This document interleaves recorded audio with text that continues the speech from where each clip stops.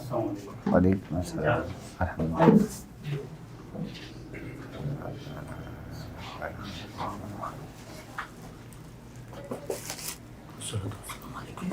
صلی اللہ علیہ وسلم.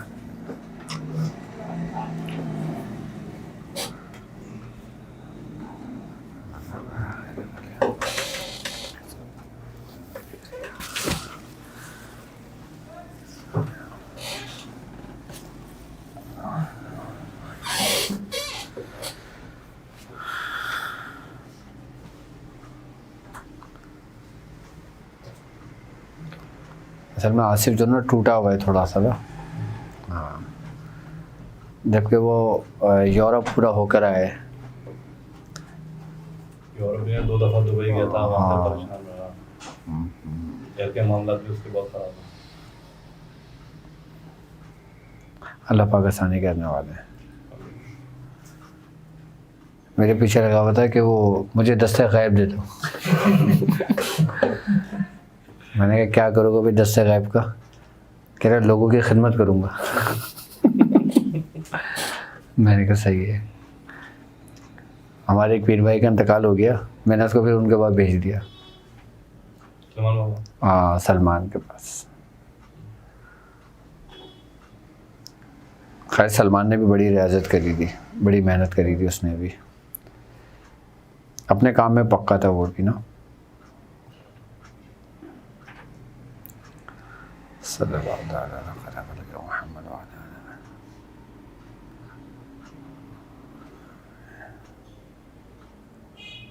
اچھا کبھی ایسا ہوتا کہ جیسے ہم نقش لکھ رہے ہوں, جیسے اسم بدو کا نقش ہے, 2 دن 2 لکھنا ہے, 4 دن 4, 6 دن 6, 8 دن 8. اگر ایسا ہو کہ مثال کے طور پہ 6 دن ہمارا ہم 6 لکھ رہے ہیں, ہم اس میں 4 لکھ لیتے ہیں, بھول جاتے ہیں, لیکن جب یاد آئے نا تب اس کو اسی وقت لکھ لیں. اب مثال کے طور پہ آپ نے لکھے, آپ اٹھ گئے چلے گئے, آپ کو اچانک یاد آیا, آپ نے کیلکولیشن کری, آپ کو کم لگے, آپ نے اسی وقت 2 لکھ لیے, تو اس میں کوئی نقص پیدا نہیں ہوگا. آپ عمل لکھیں یا کوئی نقش لکھیں یا کچھ پڑھیں, جب پڑھائی کے دوران جب فارغ ہوا کریں نا تو انا للہ و انا الیہ راجعون پڑھا کریں. اچھا اس میں یہ ہوتا ہے کہ اگر انسان سے کچھ بھول چک ہو جاتی ہے نا تو اس کو یاد آ جاتا ہے, یہ اس کی برکت ہے. آپ دیکھیں نا کوئی چیز ہم بھول جاتے ہیں تو ہم زیادہ درود شریف پڑھتے ہیں, یا جب کوئی ایسی چیز ہوتی ہے یا کوئی کہتے ہیں بزرگان دین جب تم کسی کی کوئی ایسی خبر سنو جو نقصان کی خبر ہو, چاہے وہ کاروبار کی ہو, حادثاتی ہو, موت کی ہو, کسی بھی چیز کی ہو, تو کہتے ہیں کہ انا للہ و انا الیہ راجعون پڑھنا چاہیے. اگر کوئی کسی کی نقصان کی خبر سن کے یہ پڑھتا ہے نا تو اس کا فائدہ یہ ہوتا ہے کہ اس کا نقصان پورا ہو جاتا ہے. تم نے کہا کہ میں نے کاروبار شروع کیا اور میرے ساتھ ایسا ایسا ہوا, مجھے نقصان ہو گیا. اب لوگ کیا بولتے ہیں, ہائے نقصان ہو گیا, چلو اللہ پورا کرے گا. جبکہ ایسے نہیں کہنا چاہیے. اسی وقت جب بھی کوئی خبر سنو انا للہ و انا الیہ راجعون پڑھو اور پھر کہو کہ اللہ پورا کرے گا. لوگ صرف اور صرف اس آیت کو سمجھتے نہیں ہیں. کہتے ہیں کہ جو شخص کاروباری معاملے میں لین دین کرتا ہے, تجارت کرتا ہے یا نوکری پیشہ ہے, کہتے ہیں کہ جب اس کے پاس کوئی سیلری آئے یا کوئی پیسہ آئے یا کوئی رقم آئے تو وہ بسم اللہ پڑھ کے سیدھے ہاتھ سے لے اور درود شریف پڑھ کے اپنے سنبھال میں رکھ دے, اور جب وہ خرچ کرے تو انا للہ و انا الیہ راجعون پڑھ کے خرچ کرے. وہ شخص کبھی بھی تنگ دست نہیں ہوگا, وہ شخص کبھی بھی مفلسی کے حال میں نہیں جائے گا, وہ پیسے کے معاملے میں رزق کے معاملے میں پریشان نہیں ہوگا. اگر کہتے ہیں وہ یہ تجربہ ہے, یہ کر کے دیکھنا, آپ کسی کو 10 روپے دینا اور انا للہ و انا الیہ راجعون پڑھنا, آپ دیکھنا اسی وقت یا کچھ ہی دیر بعد یا کچھ ہی دن بعد آپ کو اس کا 10 گنا لوٹ کے مل جائے گا. اس طریقے سے کرنا بزرگان دین نے فرمایا ہے کہ یہ ہوتی ہے اللہ تبارک تعالیٰ سے تجارت کرنا. کہتے ہیں نا, مولا کائنات کا قول ہے نا کہ جب تم اپنے رزق میں تنگی دیکھو تو اللہ تبارک تعالیٰ سے تجارت کر لیا کرو. اب آپ کوئی فروٹ خریدنے جاتے ہو, آپ کسی بچے کی کوئی چیز لینے جاتے ہو, آپ کوئی دودھ لینے جاتے ہو, آپ کچھ بھی خریدنے جاتے ہو, آپ جب بھی کسی کو پیسے دو یہ پڑھ لو, آپ کی بھی ضرورت پوری ہو گئی اور وہ چیز آپ پہ لوٹا دی بھی گئی, اور آپ کو لوٹائی تو 10 گنا بڑھا کے لوٹائی, اس کو کہتے ہیں رفع تجارت. کیونکہ آپ نے اسی کی طرف لوٹا دیا نا, اس نے دیا, آپ نے اس کو بتا دیا کہ میں نے لوٹا دیا تیری طرف.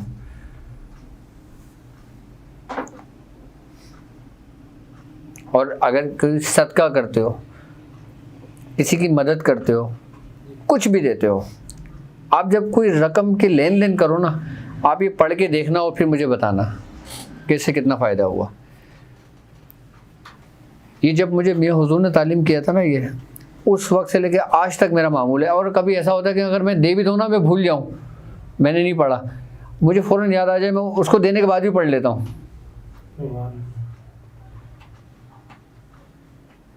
اس کو دینے کے بعد آپ نے دے دیا, آپ کو یاد نہیں رہا, آپ گھر آ گئے, ایک دم یہ خیال آیا, آپ نے فوراً پڑھ لیا. یہی اس پہ عمل کرنا, یہی کیمیا بنا دیتا ہے انسان کو. ہمیشہ جو نا برکت کی دعا کرنی چاہیے, کثرت کی نہیں. کثرت میں برکت نہیں ہے, اور برکت میں ایسی برکت ہے وہ کثرت سے سب کر لے جاتی ہے. اچھا, ہم دنیاوی معاملات کرتے ہیں, دیکھتے ہیں, سب کچھ کرتے ہیں, اس کے ساتھ ساتھ ہم اپنی ریاضت بھی کرتے ہیں, ہم چلہ کشی بھی کرتے ہیں. بزرگان دین فرماتے ہیں, حضرت شیخ شرف الدین یحییٰ منیری رحمۃ اللہ علیہ, آپ فردوسی خاندان کے بہت بڑے بزرگ گزرے ہیں. آپ نے کتاب لکھی تھی مکتوبات سری,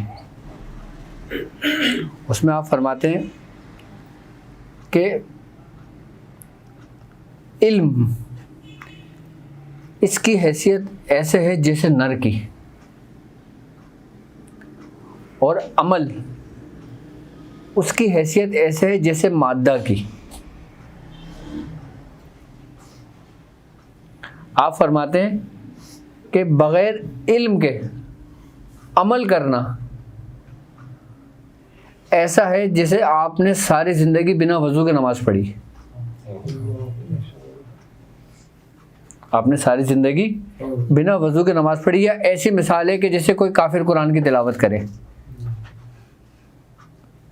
اب آپ اگر یہ بات کر رہے ہیں کہ علم کی حیثیت نر جیسی ہے, تو اکثر بزرگان دین نے کیوں فرمایا کہ علم حجاب الاکبر,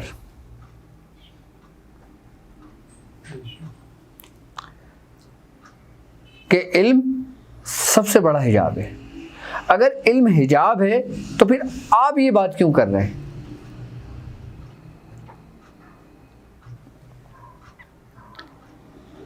علم اگر حجاب ہے تو پھر آپ نے یہ بات کیوں کی؟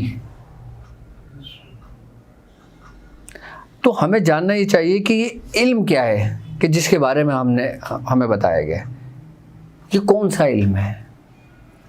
یہ علم شریعت ہے, یہ دنیاوی علم ہے, یہ کیا علم ہے جو ہمارے ساتھ حجاب بن جاتا ہے؟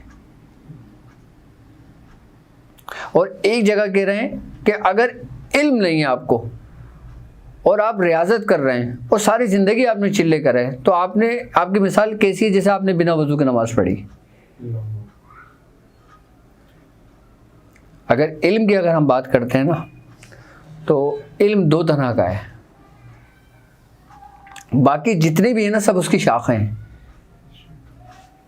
ایک علم وہ ہے کہ جس کے بارے میں کہا جاتا ہے کہ اللہ الولی الذین آمنوا یخرجون من النور الی الظلمات, کہ اللہ کے دوست وہ ہیں جو اندھیرے سے نکال کے روشنی میں لے آتے ہیں. ایک علم کا ایک ٹکڑا یہاں پر ہے, اور دوسرا والذین کفروا اولیاءہم طاغوت یخرجون من النور, اور شیطان کے دوست وہ ہیں جو روشنی سے نکال کے اندھیرے میں لے جاتے ہیں. اچھا, اب شیطان کے دوست وہ ہیں جو روشنی سے نکال کے اندھیرے میں لے جاتے ہیں. تو شریعت کا یہ فتویٰ ہے کہ جہالت اور جاہلوں سے اپنے آپ کو الگ کرنا تم پر واجب ہے. جہالت اور جاہلوں سے اپنے آپ کو الگ رکھنا یہ تم پر واجب ہے. لیکن علم کی تلاش کرنا، علم سیکھنا اور بزرگوں کی صحبت اختیار کرنا تم پر فرض ہے. یہ شریعت کا فتویٰ ہے. اب جو علم اللہ تبارک تعالیٰ نے اپنے دوستوں کو عطا کیا اس کی دو شاخیں نکلتی ہیں. ایک علم وہ ہے کہ جو ہم کتابوں میں پڑھتے ہیں، یا ایک علم وہ ہے جو ہم کتابوں میں پڑھتے ہیں اور بزرگوں کی صحبت سے حاصل کرتے ہیں، جس کو ہم کہتے ہیں علم ظاہری. اب اس علم ظاہری کے اندر چاہے شریعت کا علم آ جائے، چاہے دنیا کا علم آ جائے، چاہے کوئی بھی علم آ جائے، وہ ظاہری علم کہلاتا ہے. ٹھیک ہے. ایک علم وہ ہے کہ جو سینہ بہ سینہ چلا آیا، کہ جسے صحابہ کرام نے سرکار دو عالم صلی اللہ علیہ وآلہ وسلم کے قلب مبارک سے لیا. آپ کے یعنی کہ صحابی رسول سرکار دو عالم صلی اللہ علیہ وآلہ وسلم کے قلب مبارک میں رب کا جلوہ دیکھتے تھے، جس کو باطنی علم سے تشبیہ دی گئی. اسی لیے حدیث میں ہمیں ملتا ہے کہ شیخ اپنے مریدوں میں ایسا ہی ہوتا ہے کہ جیسے امتیوں میں نبی ہوتا ہے. مرید بھی اپنے شیخ سے دو طرح کا علم لیتا ہے. ایک وہ جو ظاہری طور پر اس کو ملتا ہے، وہ کسی صحبت میں مل جائے، ویڈیو کی صورت میں مل جائے، یا کتابوں سے پڑھ لے یا اس سے سیکھ لے. ایک علم وہ جو اس کے باطن سے لیتا ہے، اس کے قلب سے لیتا ہے، یعنی کہ اس کے مرید اپنے پیر کے دل میں رب کا جلوہ دیکھتا ہے. اچھا، یہ بات کہنا آسان ہے، لیکن یہ ممکن کیسے ہے؟ یہاں جلوہ دیکھنے سے کیا مراد ہے؟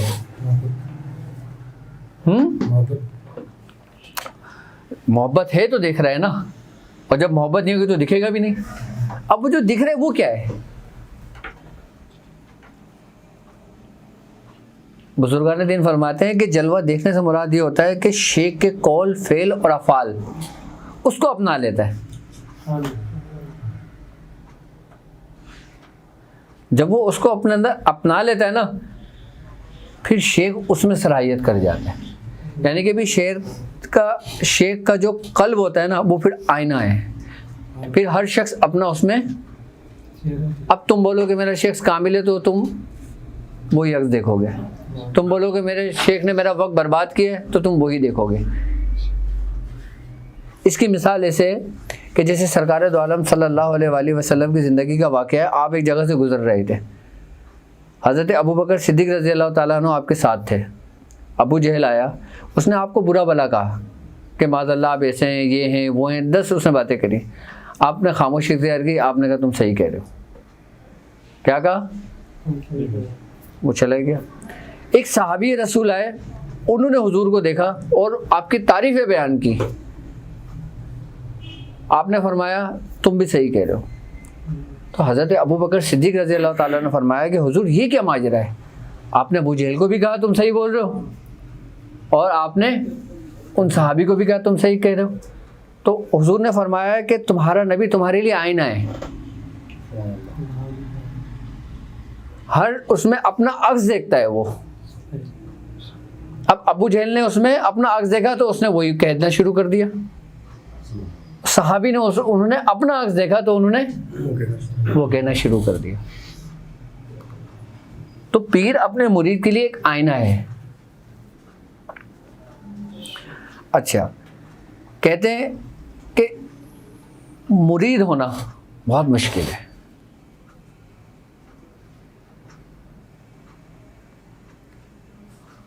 مرید بننا بہت مشکل ہے. ہم کہتے ہیں نا، دیکھیں نا، اب ہر بندہ کہہ رہا ہوتا ہے حضور مرید کر لیں، حضور مرید کر لیں، حضور مرید کر لیں. اب ہم جب بیعت لیتے ہیں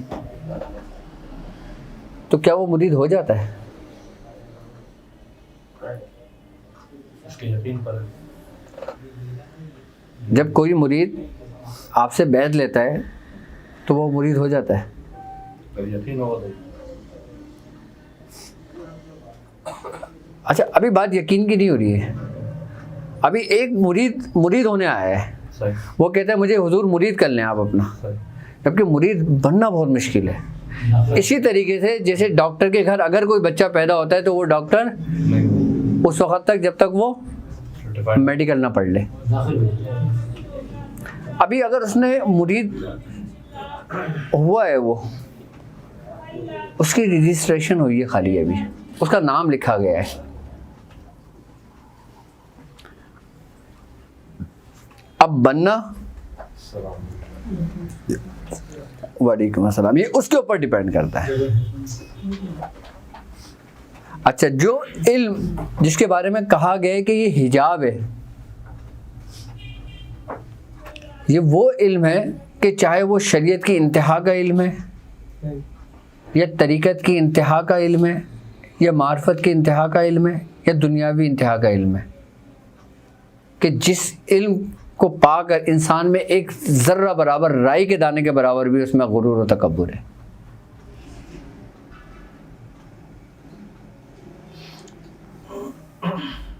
وہ حجاب ہے. یعنی کہ اس سے بہتر ایک جاہل ہے.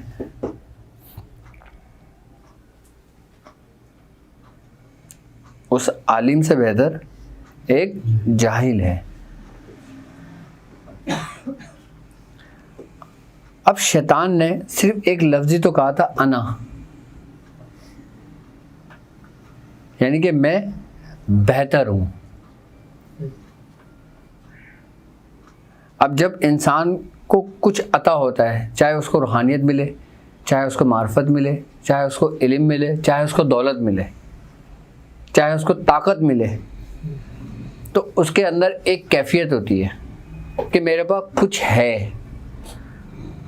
اور جب میرے پاس کچھ ہے والی بات ہوتی ہے نا, تو سمجھ لیں وہ صفر پہ آگے کھڑا ہو جاتا ہے. اور جو یہ کہتا ہے کہ میں کچھ بھی نہیں ہوں, اگر سلطان محمود ایاز کو اپنے در سے نکال دے اور وہ یہ کہتا کہ تو میرے در سے چلا جا, کہیں اور نوکری کر لے, تو محمود ایاز کا جواب کیا ہوتا؟ وہ چلا جاتا, یا وہ یہ کہتا ہے کہ حضور میرا آپ کے سوا کوئی ہے ہی نہیں.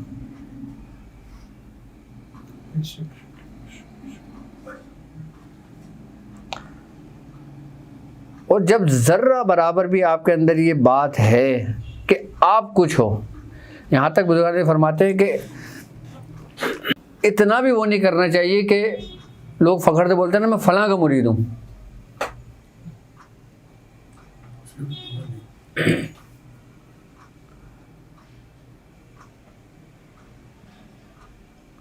کہ میں فلاں کا مرید ہوں.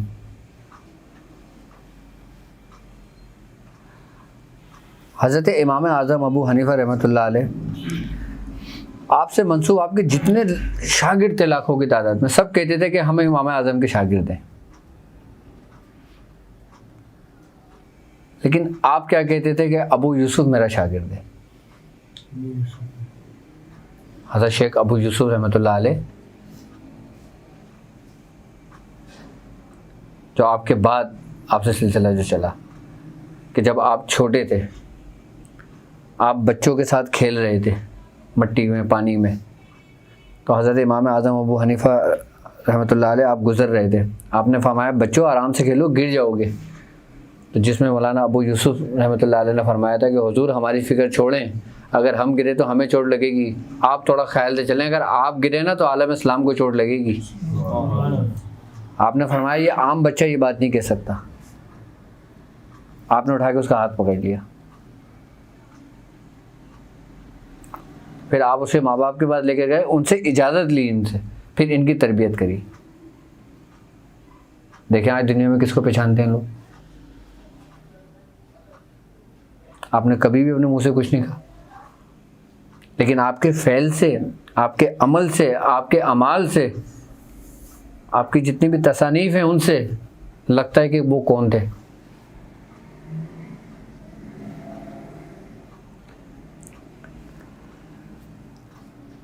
جتنے بھی ڈیوٹی والے بزرگ گزرے ہیں وہ سارے گمنام گزرے، اکثریت میں 90%۔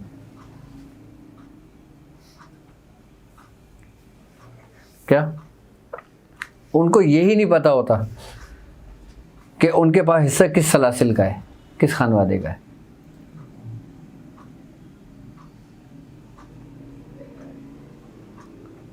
بالکل گمنام، پوشیدہ۔ رجال الغائب کا مطلب کیا ہے؟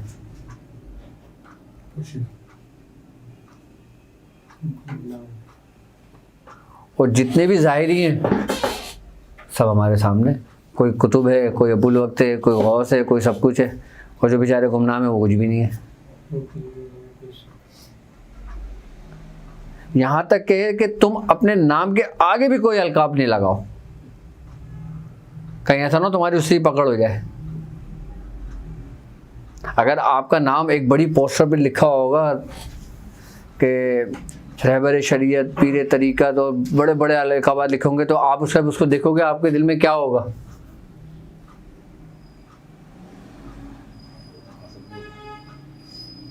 آپ کی کیفیت ہوگی نا، کیفیت ہی تو حضور کا نام ہے۔ چاہے آپ ظاہر نہیں کر رہے، لیکن باطن کے اندر تو آپ کے جو ایک سلسلہ چل رہا ہے وہ تو اس سے وقفیت رکھتا ہے نا۔ اصل میں مسئلہ ہمارا پتہ ہے کیا ہے؟ ہمارا مسئلہ یہ کہ ہم جو نا حلیہ دیکھ کے پیر تلاش کرتے ہیں۔ کیا دیکھ کے؟ اور حلیہ سے مراد کیا ہے؟ کہ جب تک جبہ نہ ہو، جب تک لمبی بڑی سی داڑھی نہ ہو، جب تک سر پہ تاج نہ ہو، جب تک ہاتھ میں بڑی سی تسبیح نہ ہو، ہم کہتے ہیں کہ یہ پیر نہیں ہے۔ اور جب ہم یہ سارا حلیہ پورا دیکھیں گے نا پراپر، ہم بولیں گے سب سے کامل پیر ہے۔ اور اگر کسی شخص کی اگر کوئی شیپ کرتا ہے، پینٹ شرٹ پہنتا ہے، اس کا باطن اس پیر سے زیادہ صاف ہے، ہم اس کو کبھی بھی ایکسیپٹ نہیں کریں گے۔ ہم کیا بولیں گے کہ یہ شریعت پہ تو چلتا نہیں ہے۔ اب شریعت ہے کیا، پہلے یہ سمجھنے کا نام ہے۔ ہم نے اپنی ایک پہچان بنا لی ہے کہ جیسے ہم اگر کالے امامے پہنے، اگر ہمارے سارے مرید کالے امامے پہنیں گے تو وہ ہمارے ہیں۔ اگر کوئی اس میں ہرا یا سفید یا کوئی امامہ پہن کے آ گیا، اس کو اسی وقت امام ہوتا ہے، یہ کیوں پہن کے آیا ہو تم؟ اور اسلام کے اندر سب سے پہلی جو شناخت بنائی تھی نا، وہ حسن بن صبا نے بنائی تھی۔ کس نے بنائی تھی؟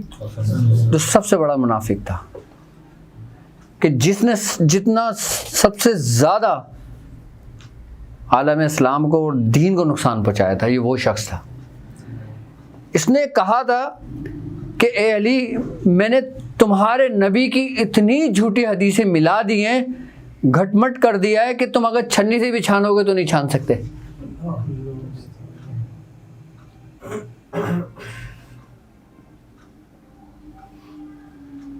اور ہم کیا دیکھتے ہیں؟ حلیہ۔ ہم تقوی نہیں دیکھتے، کیونکہ تقوی نظر نہیں آتا نا۔ تقوی کا تعلق ظاہر سے نہیں ہے۔ اور تم میں سب سے بہترین شخص کو ہے کہ جس کا تقوی اچھا ہے، کہ ہدی للمتقین الذین، یہ قرآن آپ کو پہلے ہی رکوع میں کہہ رہا ہے کہ ہدایت ان لوگوں کے لیے ہے جو تقوی اختیار کرتے ہیں۔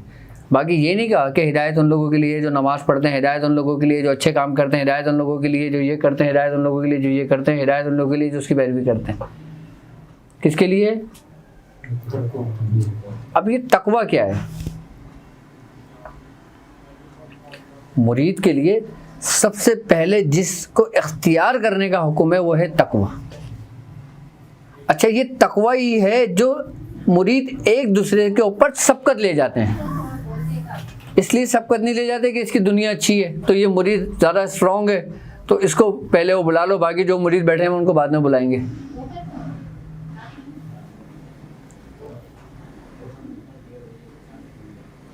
کون مرید سبقت لیتا ہے اپنے مرید سے؟ جس کا تقوی سب سے اچھا ہے۔ اچھا، تقوی بغیر عاجزی، انکساری اور نیاز مندی سے نہیں آتا۔ اگر تم چاہتے ہو نا تم متقی پرہیزگار بن جاؤ تو تم عاجز ہو جاؤ، تم عاجزی اختیار کر لو، اپنے ہتھیار ڈال دو، تم خود کو ایک کتے سے بھی بدتر سمجھو،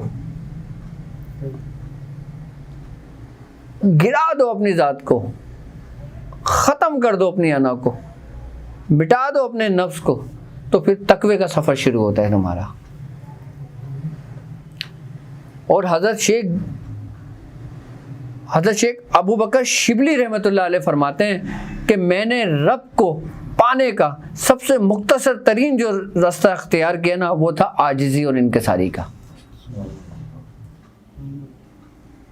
تم بڑے بڑے جبوں کے ذریعے، بڑے بڑے تاجوں کے ذریعے، بڑے بڑے ریاضتوں کے ذریعے، بڑے بڑے اس کے ذریعے آپ اس مقام کو نہیں پہنچ سکتے جس مقام کو ایک کلین شیو یا ایک نوجوان عاجزی، انکساری اور تقوی اختیار کر کے اس مقام کو پہنچ سکتا ہے۔ ہم کہتے ہیں نا کہ محبت کے راستے سے آؤ، محبت کے راستے سے آؤ، محبت کے راستے سے یہ نہیں کہ محبت کرتے کرتے کرتے ہم پہنچ گئے، ایسے نہیں پہنچتے۔ محبت کرتے کرتے محبت بھی کاذب ہوتی ہے اس وقت تک کہ جب تک وہ آپ کے اندر انکساری اور نیاز مندی نہیں دیکھتی۔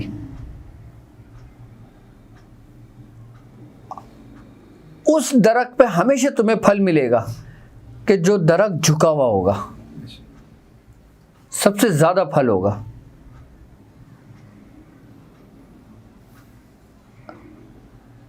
اچھا، آپ کا عمل بغیر علم کے بالکل ایسے ہی ہے کہ جیسے ایک درخت بغیر پھل کے۔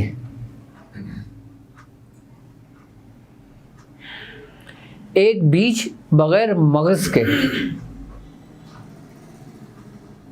ایک بیج بغیر مغز کے، کہ جس میں کوئی پھول نہیں آئے گا، جس میں کوئی پتا نہیں آئے گا،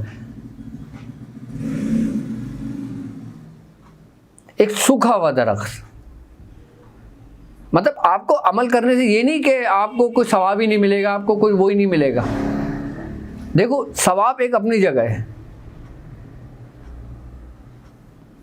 ثواب تو آپ اللہ اللہ کہنا شروع کر دو آپ کو ثواب ملتا رہے گا، سبحان اللہ کہنا شروع کر دو آپ کو ثواب ملتا رہے گا۔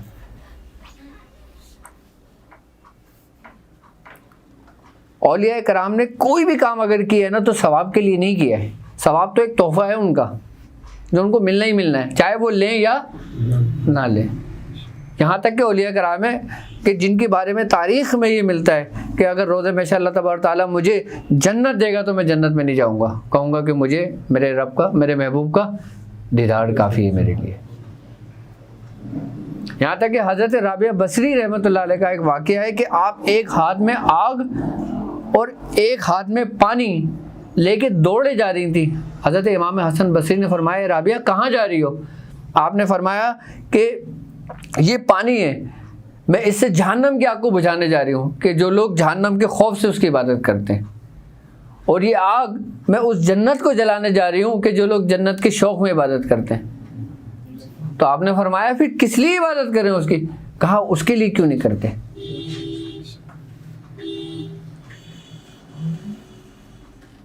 اس مالک کے لیے کیوں نہیں کرتے جس کی یہ بنائی ہوئی چیزیں ہیں؟ یہاں تک کہ حکایت ہے کہ روز محشر کچھ اہل ایمان ایسے بھی ہوں گے کہ جن کو جنت میں جانے کا حکم ہوگا اور وہ جنت میں نہیں جائیں گے، اور یہاں تک کہ اللہ تبارک و تعالیٰ ان فرشتوں کو حکم دے گا کہ نور کی بیڑیاں ان کے پیروں میں ڈالو، ان کو گھسیٹتے ہوئے جنت میں لے کے جاؤ۔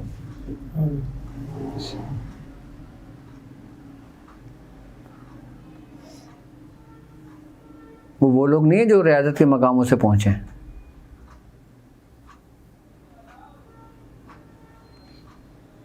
ہم سمجھتے ہیں ہم جو پڑھ رہے ہیں ہم اس سے کامل ہو رہے ہیں،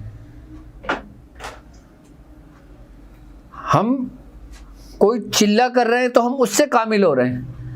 ایک شخص کی سقط نہیں ہے چلہ کرنے کی، ایک شخص کی عمر 70 برس کی ہے، 60 برس کی ہے، وہ نہیں پڑھ سکتا سورہ قریش 1111 مرتبہ، تو وہ کیا ڈیسائیڈ ہو کے چھوڑ دے سب کچھ راستہ؟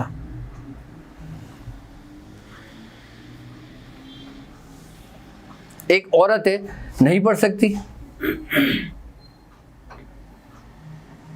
تو ان کو کون سا راستہ اختیار کرنا چاہیے؟ علم سے مراد یہ ہوتا ہے کہ تم جو کر رہے ہو نا اس کے بارے میں جاننا. اب تم سورہ قریش پڑھ رہے ہو، تم سورہ قریش کے بارے میں کیا جانتے ہو؟ تم جو فیل کر رہے ہو تم اس کے بارے میں کیا جانتے ہو؟ تم خود یہ کام کر رہے ہو تو تم خود کے بارے میں کیا جانتے ہو؟ یہ ہے اصل علم جس کے بارے میں کہا گیا ہے کہ علم نر ہے، وہ کتابی علم نہیں جو دنیاوی کتابوں کا ہے.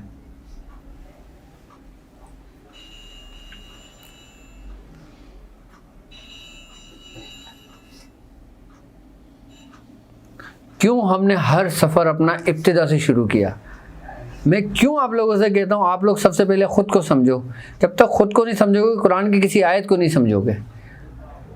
پڑھ تو لوگے لیکن اس کو سمجھ نہیں سکتے. جب تم خود کو سمجھ لو گے نا پھر ہر چیز تمہیں خود بخود سمجھ میں آنے لگے گی، ہر علم تم کو سمجھ میں آنے لگے گا. پھر تم ہر علم پہ بہت احسن گفتگو کر سکتے ہو اس وقت تک جب تک تم خود کو پہچان لیتے ہو.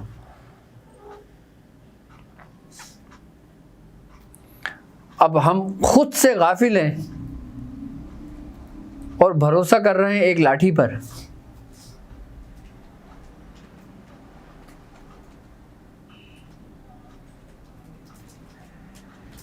ابھی تک ہمیں خود ہی کی پہچان نہیں ہے.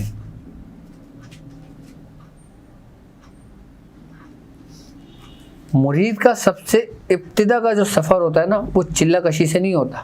مریدوں کے لیے چلے تو ہے ہی نہیں.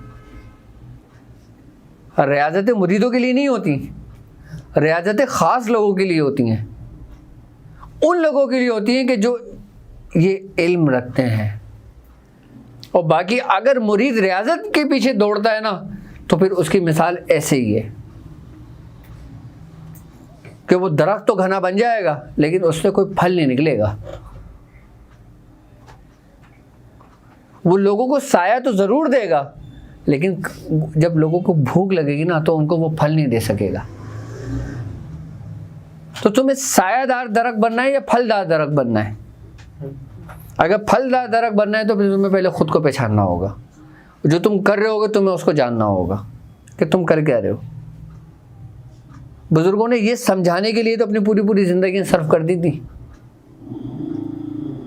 پہلے خود سمجھا. کسی نے 40 سال گزار دیے، کسی نے 60 سال گزار دیے، کسی نے 12 سال گزار دیے.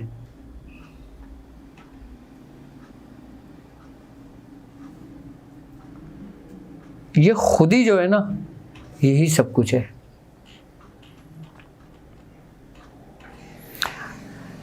سب کچھ ہمارے اپنے اندر موجود ہے. ساتوں تہ زمین کی ہمارے اندر ہیں اور ساتوں آسمان جو تم گردن اٹھا کے دیکھتے ہو نا اوپر کچھ بھی نہیں ہے. اوپر جب تم دیکھتے ہو نا تو تمہیں اپنا عکس نظر آتا ہے اوپر. تو ساتوں آسمان بھی تمہارے اپنے اندر ہی ہیں. تمہاری جنت بھی تمہارے اندر ہے، تمہاری دوزخ بھی تمہارے اندر ہے. ایسی تھوڑی کہا ہے بزرگوں نے، ایسی تھوڑی حدیث ہے کہ جس نے پہچانا اپنے نفس کو اس نے پہچانا اپنے رب کو. ایسے تھوڑی کہا اس نے کہ میں تمہارے شہ رگ سے قریب ہوں. اصل میں ہم نے سمجھا ہی نہیں ہے.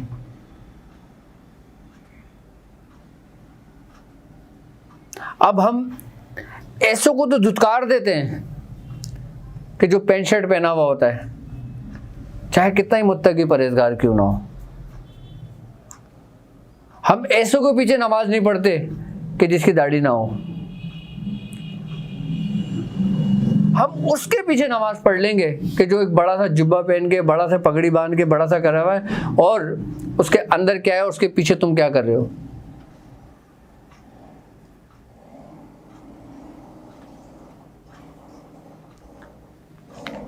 میاں حضور کے ساتھ کے ایک بزرگ تھے. اس وقت میاں حضور کا بھی ابتدائی دور تھا اور ان کا تقریباً سفر آدھا ہو چکا تھا. ان بزرگ کا نام تھا نظامی صاحب کہتے تھے ان کو. نظامی خاندان کے بزرگ تھے وہ. ان کا نام مجھے بھی یاد آیا تو میں نے بتایا, خورشید حسن نظامی.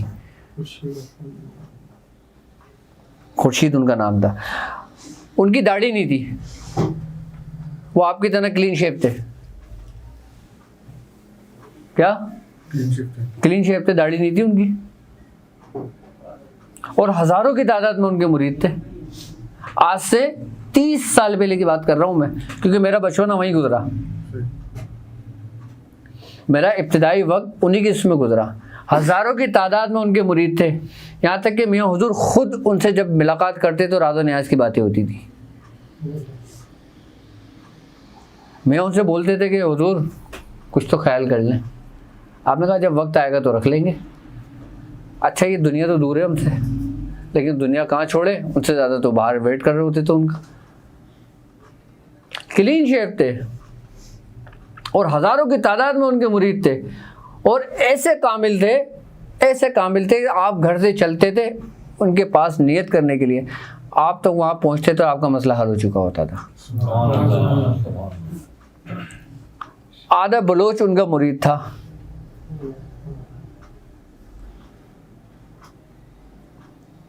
کیا ان کو شریعت کا نہیں پتا تھا؟ جبکہ صاحب حال بزرگ تھے. ایسا بھی نہیں کہ وہ مجذوب تھے. اور ان کی ریاضت اور عبادت کا یہ عالم تھا کہ جب مغرب کی اذان ہوتی تھی تو وہ اپنے حجرے میں چلے جاتے تھے, اور جب فجر کی اذان ہوتی تو وہ حجرے سے باہر نکلتے تھے. اور دعائے حزب البحر کے سب سے بڑے عامل تھے وہ. مجھے دعائے حزب البحر کی اور دعائے خاص کی اجازت خورشید حسن نظامی سے ان کے وفات کے 10 سال کے بعد ہوئی.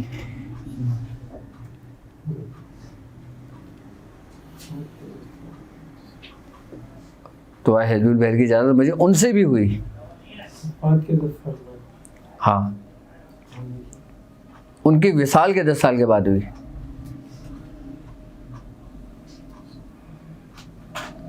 ایسے بزرگ تھے وہ. کیا کہ انہوں نے اپنے من کے کو ریاض کیا.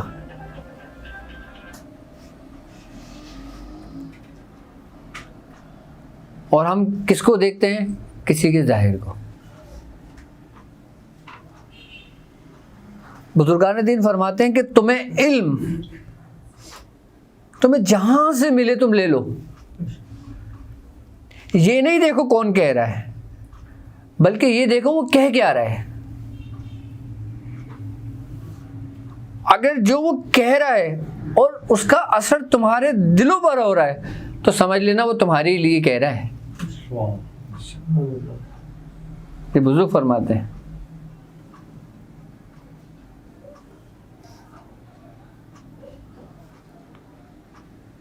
اچھا, جب ہم اپنی ہستی کو فنا نہیں کرتے, اپنے آپ کو نہیں مٹاتے,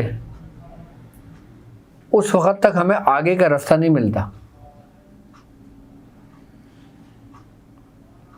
اچھا, اس راستے میں یہ ایک ایسا سفر ہے, ایک ایسا راستہ ہے کہ اس راستے میں تمہیں شہرت بھی ملے گی, تمہیں دولت بھی ملے گی, تمہیں عزت بھی ملے گی, تمہیں ہر نعمتیں ملیں گی. لیکن دیکھنا یہ ہے کہ ان نعمتوں کا استعمال تم کیسے کرتے ہو.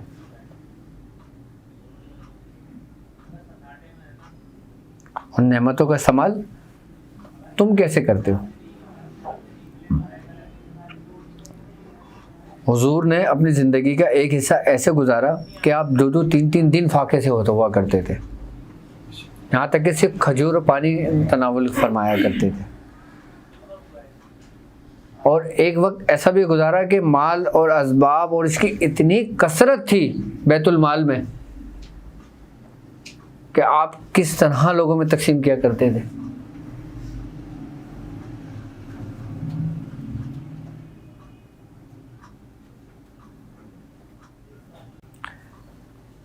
تو شریعت کیا ہوئی, طریقت کیا ہوئی, اور اس کی معرفت کیا ہوئی. یعنی کہ حضور نے جو کہہ دیا وہ شریعت ہو گئی. حضور نے کہنے کے بعد جو خود عمل کیا وہ طریقت ہو گئی. اس کے بعد حضور نے صحابہ کو جو تعلیم کر دیا وہ اس کی معرفت ہو گئی. اور جب صحابہ کو معرفت عطا ہوئی تو اس کی حقیقت کھل گئی, اور جب حقیقت کھلی تو پھر وحدانیت ہی وحدانیت تھی.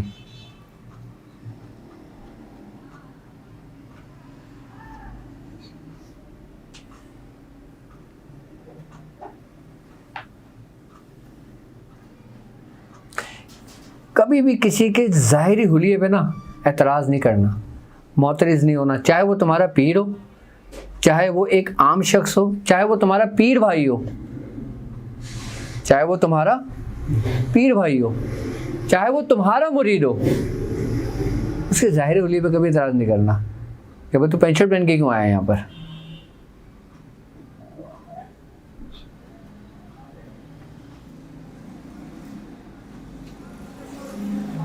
لا اقرا فی الدین,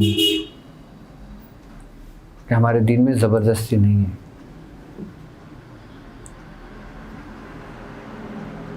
کہ ہمارا دین آسانیاں تقسیم کرنے والا ہے.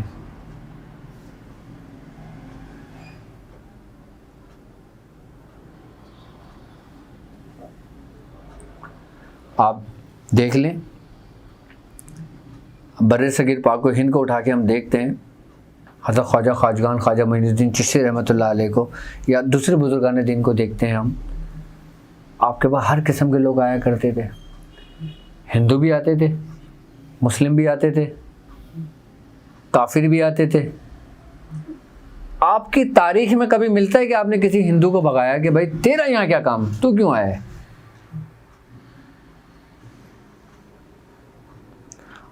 اور ہم لوگ ظاہری حالت میں ابھی کس پہ الجھے ہوئے کہ بھائی تو نے ہماری مسجد میں زور سے آمین کیوں کہا. ایسا ہی ہے نا, ہاتھ اوپر کیوں کھانا, ہاتھ اوپر کیوں کھانا. ہاں, کہ تو نے سورہ فاتحہ کے بعد آمین زور سے کیوں کہا. ہماری مسجد سے نکل جاؤ. تو یہ مسجدیں ہماری تمہاری تھوڑی ہیں. ابھی ہم ان معاملات سے ہی نہیں نکل پا رہے صحیح طریقے سے.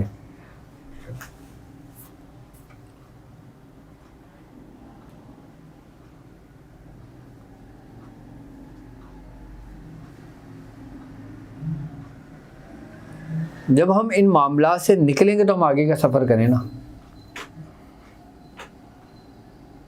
اور ہمارے یہاں ایک بڑی خرابی یہ ہے کہ اگر مسلمان سے کوئی غلطی سے بھی کوئی غلطی سرزد ہو جاتی ہے نا, اس کو اتنا ہائی لائٹ کر دیا جاتا ہے, اتنا ہائی لائٹ کر دیا جاتا ہے, اتنا ہائی لائٹ کر دیا جاتا ہے کہ بدنام مسلمان ہوتے ہیں. اگر کسی شخص سے کوئی غلطی ہو گئی, کسی نے ویڈیو بنا لی, اس نے معافی مانگ لی, لیکن اس کو ہائی لائٹ کرنے والے ہی ہمارے اپنے لوگ ہوں گے. باہر ملک کے اندر اگر کوئی کافر کسی کافر کو گولی بھی مار دے نا, مجال ان کی میڈیا پر آ جائے, اور مسلمان ایک کسی کو ہاتھ بھی اٹھا دے نا, تو دیکھو کیسی کیسی ہیڈ لائٹیں آتی ہیں, ہیڈ لائنس آتی ہیں. میں صحیح بتا رہا ہوں آپ کو. دیکھا جائے تو باہر زیادہ ہوتا ہے بنسبت ہمارے, بہت زیادہ ہوتا ہے باہر, ہائی لائٹ نہیں کرتے. ہائی لائٹ نہیں کرتے. اصل میں ہماری اپنی جڑیں کمزور ہیں نا. ہم رسول کے نام پر تو باہر نکل سکتے ہیں سب, لیکن رسول کے فرمان پہ عمل نہیں کر سکتے. اگر ہم رسول کے فرمان پہ عمل کر لیں نا تو ہماری زبان ہی بند ہو جائے.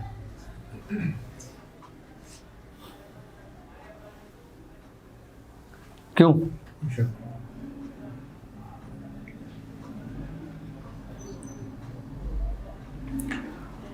اور بزرگوں کا سلسلہ, طریقت کا سلسلہ, اولیاء کرام کا سلسلہ, خانقاہی نظام کا سلسلہ ان تمام فرقوں سے بالکل مبرہ ہے.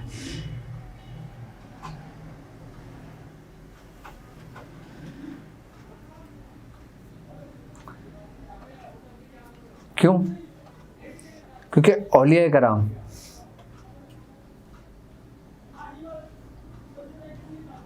اللہ اور اس کے رسول اور جو سلسلے کی کڑی چلی آ رہی ہے وہ صرف اس کے پیروکار ہیں.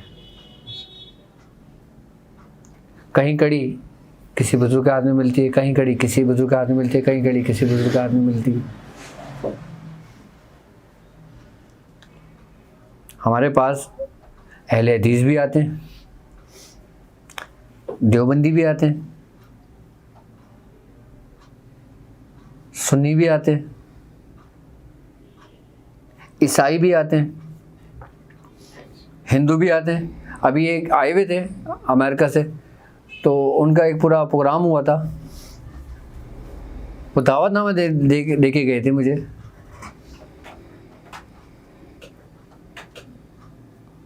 ہر مذاہب کے لوگ آتے ہیں.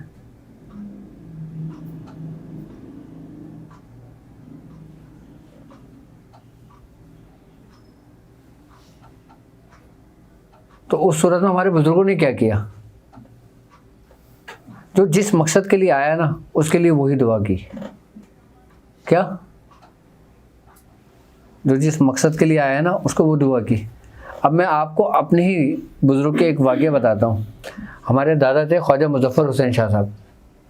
ان کے بارے میں یہ تھا کہ ان کو 3000 احادیث عربی میں یاد تھیں.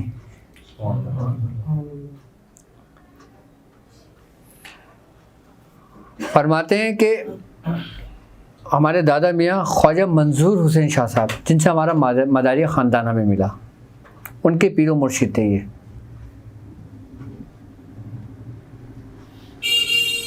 آپ طوائف کے گھر چلے گئے تھے.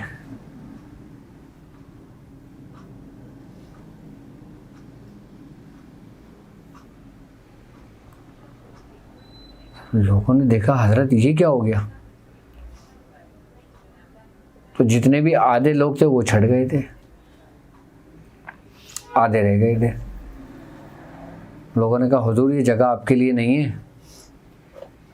یہ تو اس کا گھر ہے, یہ تو اس کا کمرہ ہے. آپ نے فرمایا کہ نہیں, اب ہمیں یہاں سکون ملتا ہے, اب آج سے یہ ہمارا حجرہ ہے. تو لوگوں نے کہا حضور آپ کا حجرہ کیسے ہو گیا؟ کچھ وقت آپ نے اس میں گزارا, آدھے سے زیادہ لوگ چھٹ گئے تھے.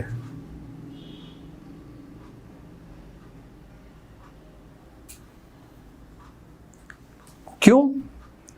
کیونکہ جب آپ کا وقت تھا اس وقت کہتے ہیں کہ 1000 کتنے 1000 آپ کے خلفاء ایسے تھے کہ جو اپنے عروج کو پہنچے ہوئے تھے, اپنی انتہا کو پہنچے ہوئے تھے, کہ جنہوں نے شریعت طریقت میں ایک کمال حاصل کر لیا تھا, جن میں عالم دین بھی موجود تھے. جب آپ کا وقت قریب ہوا تو پھر یہ بات اٹھی کہ اب آپ کے بعد آپ کی جگہ کون لے گا. تو لوگوں کے دلوں میں آپس میں ہوئی نا کہ اس کے حصے میں آ جائے, میرے حصے میں آ جائے, میرے حصے میں آ جائے. تو اس کا فیصلہ کون کرتا؟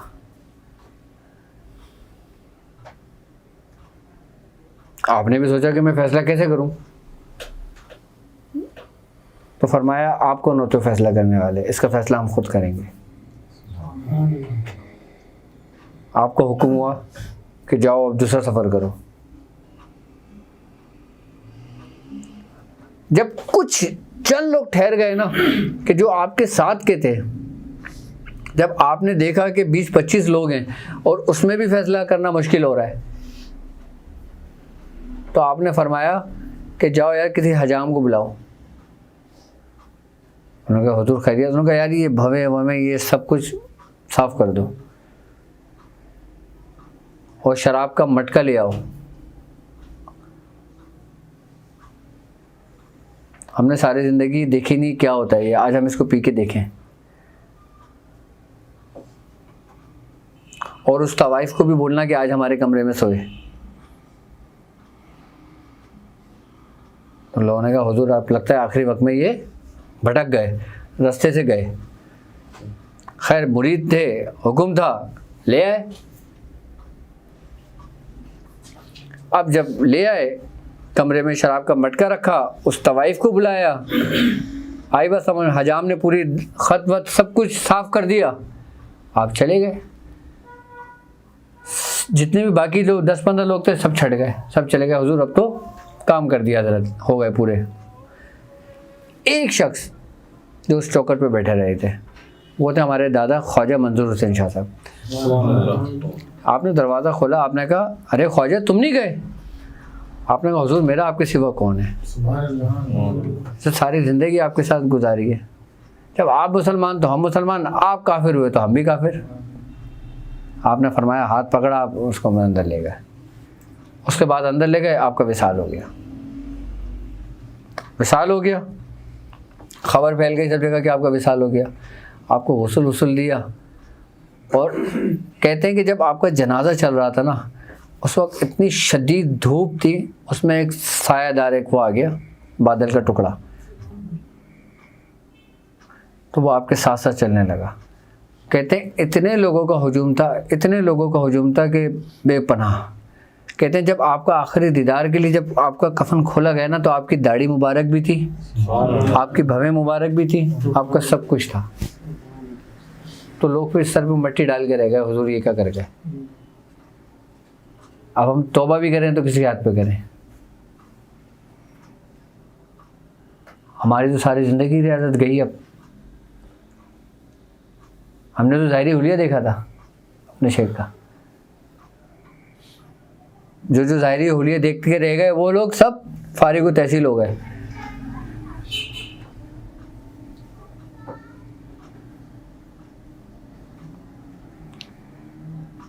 یہ واقعہ ہمیں حضور سناتے ہیں اور فرماتے ہیں جب خواجہ منظور حسین شاہ صاحب آپ کی مسند پہ آگے بیٹھے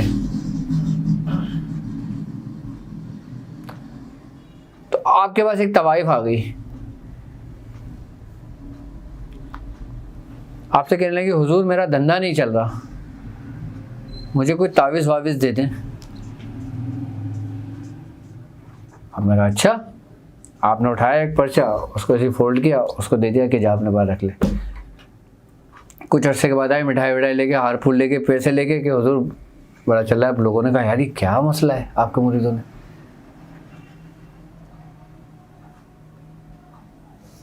جب پرچی کھول کے دیکھی تو پرچی پہ کچھ بھی نہیں لکھا ہوا تھا. وہ طوائف آئی, وہی طوائف کہنے لگی حضور میں نے اتنے پیسے جوڑے, کیا میں حج پہ جا سکتی ہوں ان پیسوں سے؟ تو اب جو مفتی بیٹھے ہوئے تھے انہوں نے کہا حضور ان پیسوں سے کہاں حج ہوگا. آپ نے فرمایا کہ یہ مفتی بیٹھے ہیں, مولوی صاحب ان سے فتویٰ لے لو, اگر یہ فتویٰ دے دیتے ہیں تو تم حج پہ چلے آنا. تو مولویوں نے فتویٰ دیا کہ ان پیسوں سے حج تمہارا نہیں ہو سکتا. آپ نے کہا اچھا. آپ نے وہ پیسے لیے, آپ نے عورت کو پیسے لاؤ, اتنے پیسے لائے, سب کو بانٹ دیے لوگوں میں, جاؤ اس کو باہر تقسیم کر دو جتنے بھی ہے. چلے گئے. اور عورت کو بولا جاؤ بھائی بعد میں آنا. وہ تو آئے پھر میں نے پیسے جمع کرے حج کے لیے, انہوں نے پیسے ہی بانٹ دیے, اب میرا حج کیسے ہوگا. اب کچھ عرصے بعد دوبارہ عورت آئی, کہنے لگی حضور مجھے حج کرنا ہے, اب میں کیا کروں. آپ نے حج کرنا ہے, آپ نے اپنا رومال بچھایا, آپ نے کہا بھائی حج کرنا چاہتی ہے, آؤ مدد کرو, کون کرے گا. سب نے اپنی اپنی جیب سے مدد کر دی. آپ نے اس مولوی سے دیکھ کے کہا بھائی اب تو حج ہو سکتا ہے. کیا اب تو حج ہو سکتا ہے نا. اس کا بات ہی نہیں بدل دیا, اس کی تقدیر ہی بدل گئی.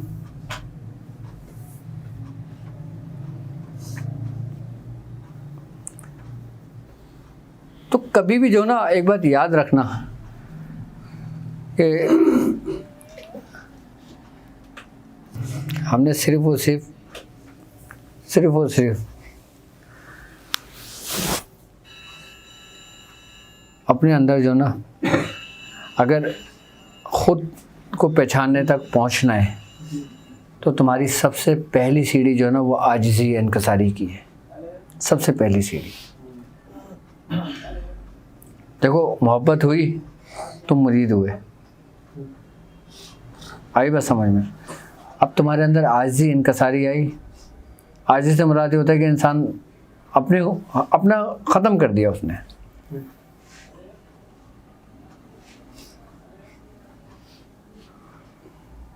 اچھا، توجہ بھی اپنی اس جگہ سفر کرتی ہے کہ جہاں پہ وہ عاجزی دیکھتی ہے، آپ کا اخلاق دیکھتی ہے۔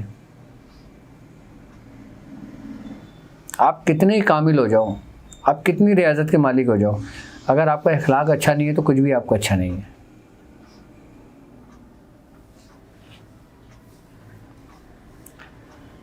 کہتے ہیں کہ جب انسان اپنا سب کچھ وار دیتا ہے، یعنی کہ اپنے آپ کو ختم کر دیتا ہے، تو پھر محبت اس کو اپنے باہوں میں لے کر پھر سفر کرتی ہے۔ پھر وہ ریاضت کی بیساکھیوں سے نہیں چلتا، پھر محبت اس کو ہوا میں اڑا کے لے جاتی ہے سبحان اللہ، اور اپنے محبوب سے ملا دیتی ہے۔ لیکن جب تمہارے اندر عاجزی اور تقوی دیکھتی ہے نا تو وہ تمہیں ضم ہو جاتی ہے،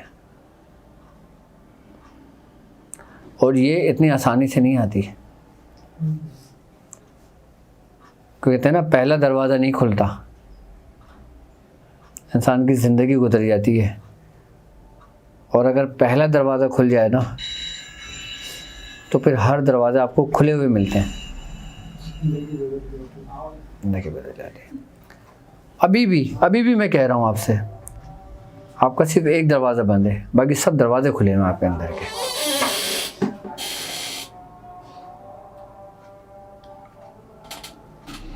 اب ہم لوگ کیا کرتے ہیں؟ ہم لوگ یہ سمجھتے ہیں کہ چلہ کشی سب کچھ ہے، ریاضت ہی سب کچھ ہے۔ اب ایک مرید آپ سے سلسلے میں داخل ہوا ہے، اب اس کی مثال ایسے جیسے بچے کی ہے، مرید بچہ ہی ہے نا ایک، ٹھیک ہے، اور خوراک آپ بچوں کے حساب سے ہی بچوں کو دو گے۔ آپ کسی جوان کی خوراک ایک چھوٹے 2 مہینے 1 مہینے بچے کو تو نہیں دو گے اس کو۔ ریاضت کمال کو پہنچاتی ہے لیکن اس کا ایک وقت ہے، اور ابتدا میں ہی مرید کو ریاضت پر ڈال دو، اس کے اوپر اتنا کندھے پہ بوجھ ڈال دو کہ اس کی کمر ویسی جھک جائے، پھر مرید تنگ ہو جاتا ہے، پتہ ہے آپ کو۔ پھر وہ بولتا ہے یار میں اتنا پڑھ رہا ہوں، اتنا سب کچھ کر رہا ہوں، مجھے اب تک کچھ حاصل نہیں ہوا، پھر وہ بزن ہو جاتا ہے، کیونکہ ہم نے ابتدا میں اس کے اوپر بوجھ ڈال دیا ہے۔ ریاضت بوجھ نہیں ہے،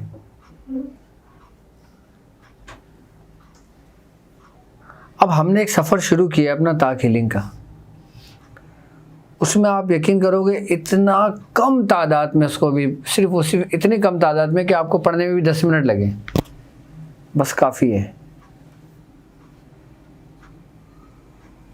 کیا کافی ہے؟ پہلے اس کو سمجھ لو، جب اس کو سمجھ لو گے تم کیا کر رہے ہو، اس علم کو جان لو گے،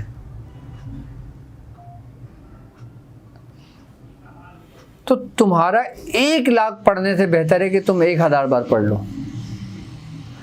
کیوں کہا جاتا ہے کہ ایک عالم کی 2 رکعت نماز نفل جاہل کی 1000 رکعت نماز نفل پڑھنے سے بہتر ہے، جبکہ نفل تو وہ بھی پڑھ رہا ہے نا، ثواب تو اس کو بھی مل رہا ہوگا۔ کیوں کہا ہے؟ اسی لیے بزرگان دین فرماتے ہیں ریاضت میں بھی کہ علم کے ذریعے، سمجھ کے ذریعے اس کو پہچان کر کے آپ ایک تسبیح اگر پڑھو نا تو تمہارے لیے کافی ہے۔ کہتے ہیں حضرت بابا فرید مسعود گنج شکر رحمۃ اللہ علیہ، آپ اپنے شیخ سے نہیں ملے تھے، آپ 14,000 بار سورہ اخلاص روز پڑھتے تھے، جب آپ اپنی شیخ کی بارگاہ میں گئے, شیخ نے کہا حضور کیا کرتے ہو بابا؟ آپ نے فرمایا 14,000 دفعہ سورہ اخلاص روز پڑھتا ہوں. آپ نے کہا اچھا یہ تو بہت زیادہ ہے, چلو تم ایک کام کرنا, ایک تسبیح پڑھ کے آنا آج رات. پوری رات گزر گئی, آپ سے ایک تسبیح نہیں پڑھی گئی سودانے کی. کیسا ہوتا ہے نا واقعہ؟ ہے, کیسا ہوتا ہے. کیا تھا یار وہ پھر؟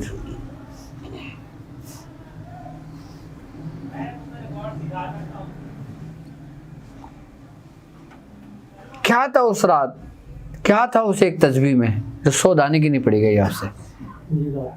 پوری رات 100 دانے نہیں پڑی گئی.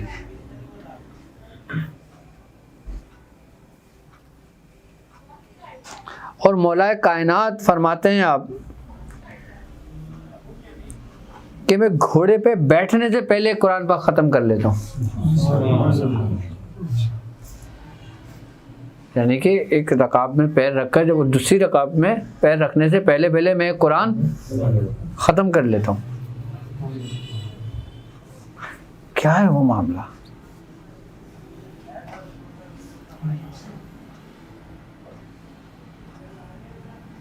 آپ نے فرمایا اے زمین والوں مجھ سے پوچھو اس علم کے بارے میں کہ جو میں جانتا ہوں. میں زمینوں سے زیادہ آسمانوں کے راستے جانتا ہوں. حضرت علی کرم اللہ وجہ کا قول ہے یہ کہ میں زمین سے زیادہ. اور آپ نے فرمایا کہ مجھے افسوس ہے ان لوگوں پر کہ جتنا میں جانتا تھا اتنا مجھ سے کسی نے نہ پوچھا,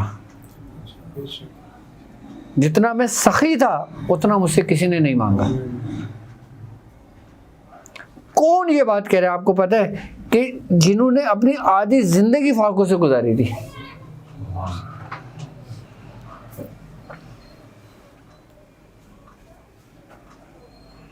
کیسا وہ گزارا تھا آپ نے؟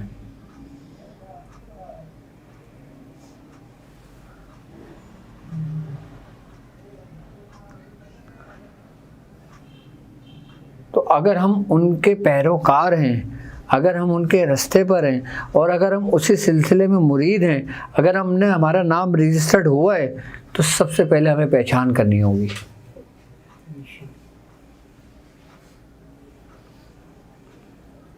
اور ہم یہ سمجھتے ہیں کہ سبق سے پہچان ہوتی ہے.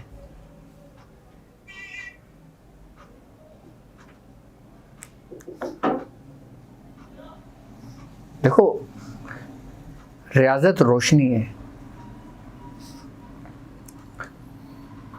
قرآن نور ہے, ایک روشنی ہے.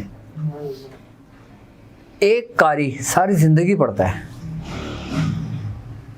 وہ یہاں تک کہ اس کے لا تعداد لاکھوں کی تعداد میں بچے اس کے شاگرد ہوتے ہیں. کیا وہ اپنے رب کو پہچان لیتا ہے؟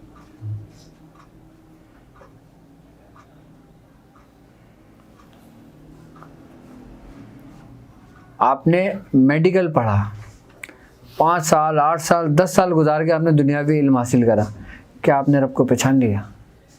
حضرت امام اعظم ابو حنیفہ رحمۃ اللہ علیہ فرماتے ہیں, آپ فرماتے ہیں کہ اگر مجھے امام کی صحبت یہ جو 2 سال کی مجھے ملی, اگر مجھے نہ ملتی تو نعمان بن ثابت ہلاک ہو جاتا, جبکہ آپ نے پوری زندگی تقوی میں گزاری دی. آپ نے پوری زندگی عبادت اور ریاضت میں گزاری تھی, تو پھر وہ پہچان کیا تھی, وہ علم کیا تھا؟ فرماتے ہیں نا آپ کہ آپ نے آخری وقت جو امام کی صحبت میں گزاری تھی, امام جعفر صادق رضی اللہ تعالیٰ عنہ کی صحبت میں گزارا تھا, کہ اگر مجھے 1 2 سال مجھے نہ ملتے تو پھر وہ کیا تھا؟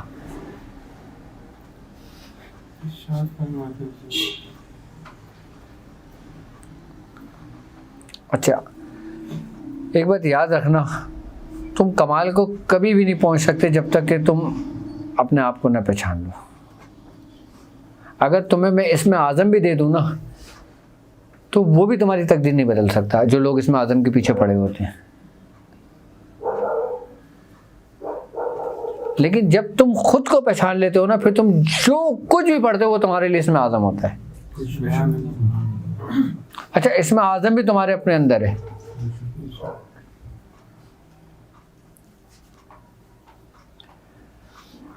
ابھی ہمارا نیا نیا سفر ہے، ابھی ہم نئے نئے مرید ہوئے ہیں، تو اس لیے ہم نے ابتدا کا سفر کرنا ہے، انتہا کا نہیں. ابتدا ہمارے اختیار میں ہے، انتہا ہمارے اختیار میں نہیں ہے. لیکن جو بندہ ابتدا میں چل دیا اس سفر پہ، اس کا ہاتھ پھر اپنے شیخ کے ہاتھ پہ چلا گیا. اس کا شیخ ہو یا نہ ہو، پھر اس کے ہاتھ اس کے شیخ کے ہاتھ میں چلا گیا. اور پھر جو کڑی چلتی ہوئی چلی گئی نا، پھر اس کی تربیت کوئی بھی بزرگ اپنے سر پر لے کے کر دیتا ہے. لیکن جب وہ اس میں عاجزی دیکھتا ہے، جب وہ اس میں تقوی دیکھتا ہے، جب وہ اس میں پرہیزگاری دیکھتا ہے. آپ نہیں کرو چلے، آپ نہیں کرو ریاضتیں، آپ اپنے اندر یہ 3 صفت پیدا کر لو، آپ صرف اس پہ عمل کر لو، آپ کامل ولی بن جاؤ گے.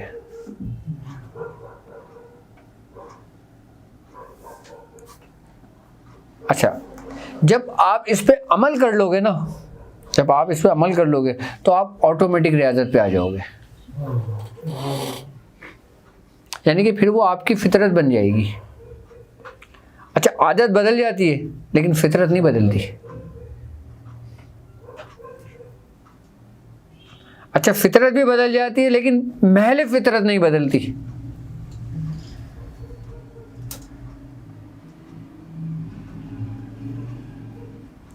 اسی لیے کہتے ہیں کہ ایک ہوتا ہے پڑھنا، ایک ہوتا ہے سمجھنا، ایک ہوتا ہے اپنے اندر اتارنا.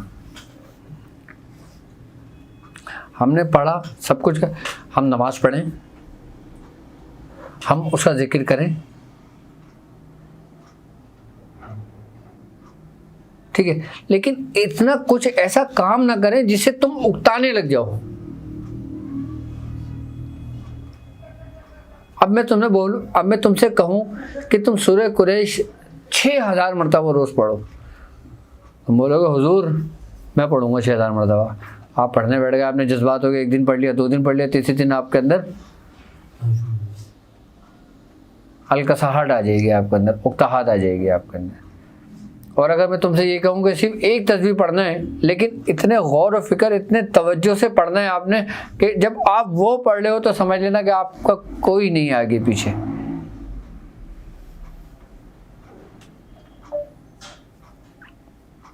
وہ ایک تسبیح پڑھنا تمہارے لیے بہتر ہے.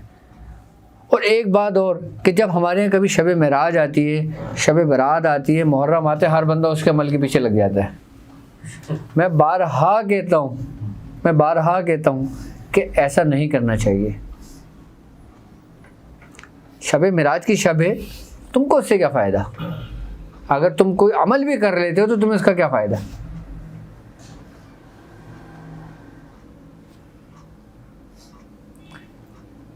تمہیں اس کا فائدہ اس وقت ہوگا کہ جب تم اس شب کی اصل کو سمجھو گے، اس کی حقیقت کو سمجھو گے. کوئی بھی شب ہے نا، وہ تمہیں ایک پیغام دیتی ہے. ہر شب تمہارے لیے شب برات ہو سکتی ہے اگر تم اس کے راز کو پالو، ورنہ شب برات کی شب بھی تمہارے لیے کوئی معنی نہیں رکھتی، تمہیں کوئی فائدہ نہیں دے گی. شب تو سب کے لیے ساتھ ہوتی ہے نا، چاہے کافر ہو یا وہ سب کے لیے شب ہوتی ہے.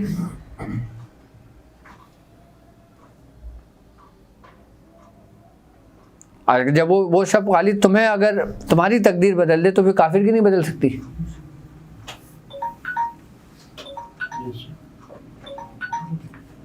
ہم نے اپنی زندگی میں ایک دفعہ میاں حضور سے کہا تھا کہ شب برات ہے، مجھے کوئی عمل بتا دیں. ہمیں اتنی سننے کو ملی تھی نا، اس کے بعد آج تک ہماری زبان نہیں کھلی کہ کوئی عمل بتا دیں. کہا اپنی ہر شب ایسے گزارو جیسے شب برات ہے، تو تمہیں شب برات ڈھونڈنے نہیں پڑے گی، تمہیں لیلۃ القدر ڈھونڈنے کو نہیں پڑے گی تمہیں.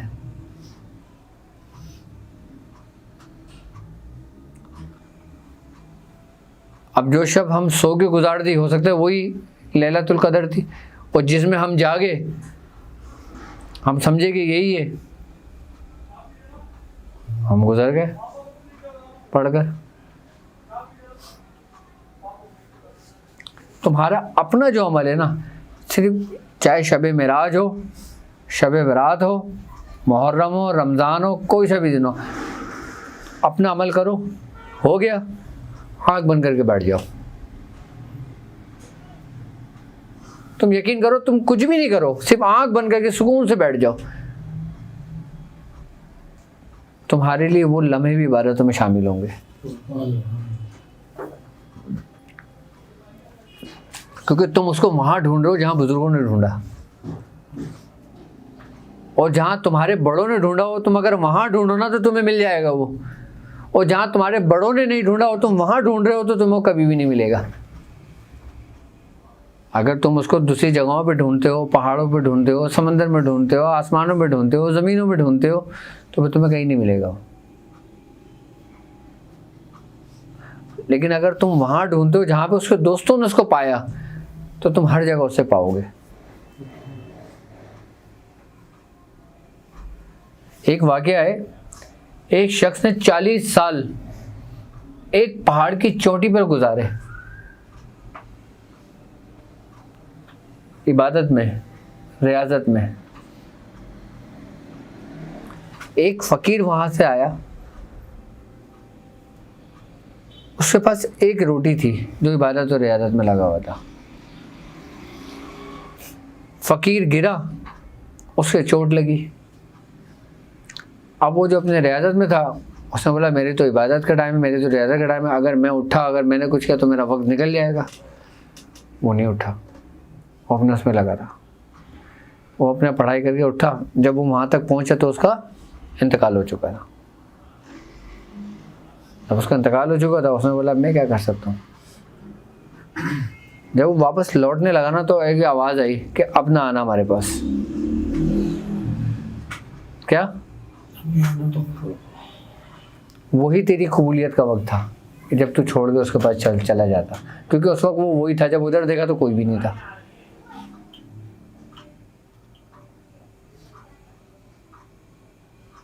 کہاں گئی ریاضت؟ کہاں گئی عبادت؟ باتیں دن باتوں کا ہے، باتیں دن باتوں کا ہے. پھر کہاں گئی؟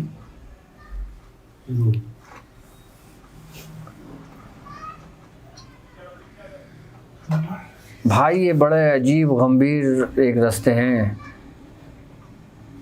یہ رازوں میں نا جکڑے ہوئے ہیں، نہیں سمجھ آتے. اور کبھی کسی کو نوازنا ہوتا ہے تو کسی چور کو بادشاہ بنا دیتا ہے، قطب بنا دیتا ہے. اب میں آپ کو ایک بات بتاؤں، جب بے نظیر کی حکومت تھی اس وقت صاحب پاکستان جو تھی نا وہ ایک بچی تھی، ڈیوٹی والی. ہاں، ایک 9 سال کی تھی، اور مجذوب تھی. وہ کیا اس وقت کیا ولی نہیں تھی کیا؟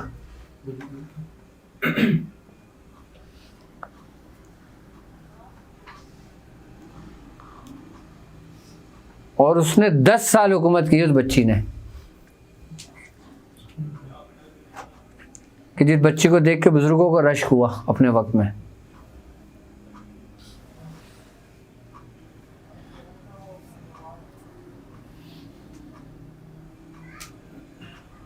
اور یہاں ہم سمجھتے ہیں جو بڑے بڑے کوپی چٹلے بنا ہو اس کو کہتے ہیں. وہ بچی نظام چلا رہی تھی.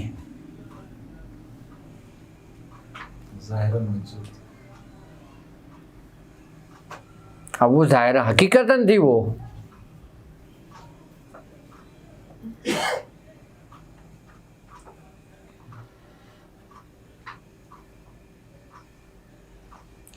یہ بڑے عجیب کمال کے رستے ہیں یہ.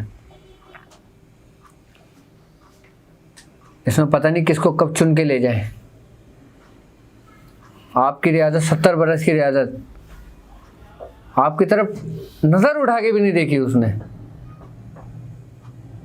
کیا؟ اور یہ 70 سال سے گناہوں کی دلدل میں پڑے ہوئے تھے. ان کو اٹھایا، ان کی خود مٹی جھاڑی ہاتھ سے، کہا چلو ادھر سے ہٹو، آؤ. دیکھے یہ بڑے عجیب رستے ہیں یہ. یہاں پہ بندہ اپنے اعمال سے نہیں بخشا جائے گا. یہاں پہ جو مقام و مرتبے جو ملتے ہیں نا وہ آپ کی حیثیت دیکھ کے نہیں ملتے, آپ کی ریاضت دیکھ کے نہیں ملتے, آپ کے اعمال دیکھ کے نہیں ملتے, وہ اس کی عطا سے ملتے ہیں, وہ اس کے فضل سے ملتے ہیں. وہ جب بخشنے پہ آتا ہے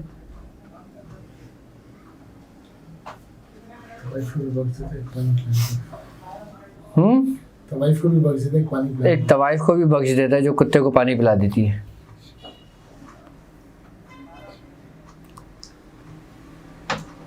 کہتے ہیں کہ ایک دفعہ حضرت جبرائیل علیہ السلام سرکار دو عالم صلی اللہ علیہ وآلہ وسلم کے پاس آئے.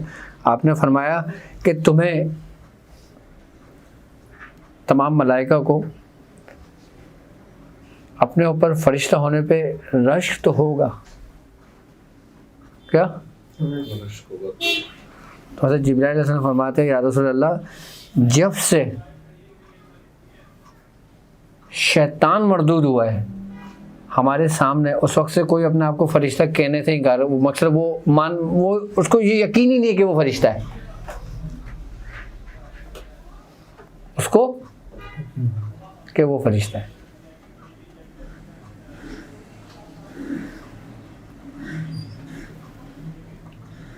جو معلم الملکوت جس کو بنایا, جس کو بہت بلند مقام دیا, اور اس کے بعد ثم رددناہ اسفل سافلین پہ پھینک دیا.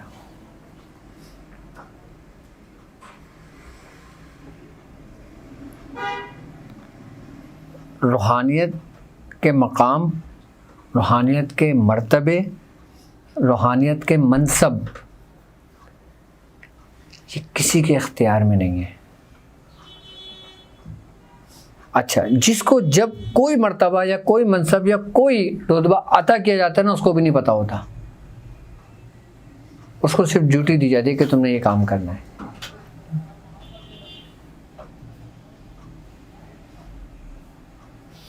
کیا تو تم نے یہ کام کرنا ہے بس, کچھ نہیں پتا ہوتا. حضرت شیخ نجم الدین کبرا قلندر رحمۃ اللہ علیہ,